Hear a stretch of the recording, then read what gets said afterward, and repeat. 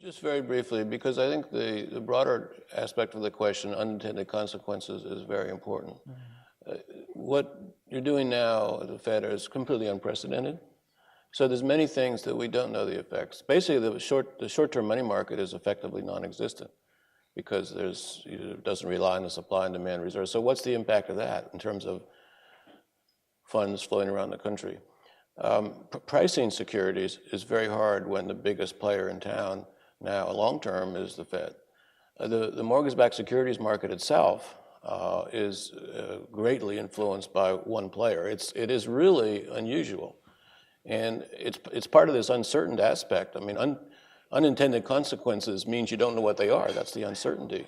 You know these imbalances, and so I worry a lot about the imbalances. I've been writing to critique quantitative easing since it began. And by the way, one thing that's important to keep in mind is the actions of the Fed, I believe, during the panic in, say, September, October, November 2008, that was very, very good. It's hard to complain.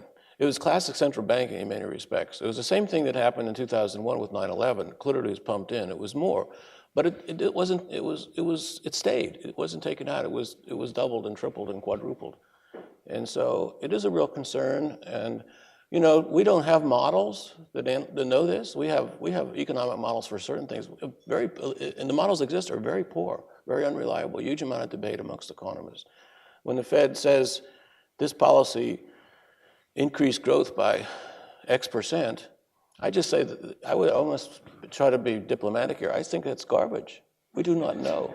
We do not know that its impact. So you have to be very wary, and I agree with your policy, your statement. The numbers are pretty strong. We're getting close to taking down 100% of the gross issuance of mortgage-backed securities. We have 35% of the stock of treasuries.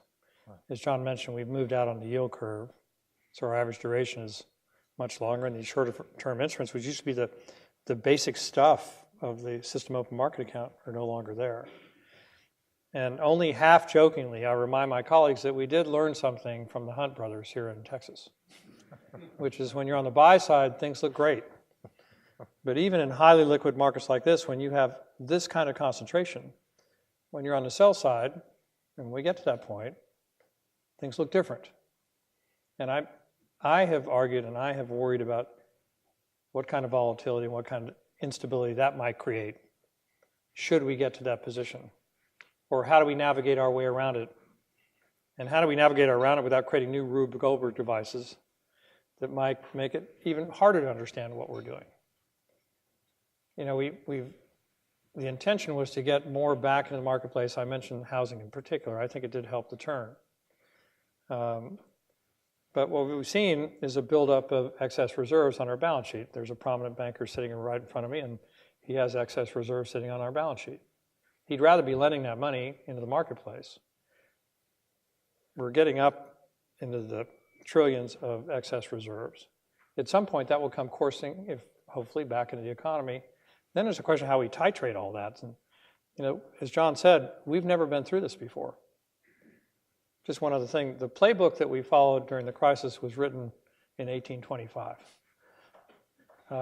And that did work well. The playbook we're following now has never been written before. We're writing it. And that makes John Taylor and me, and by the way, my colleagues, of course, eager to try to get it right. It also creates a little bit of angst.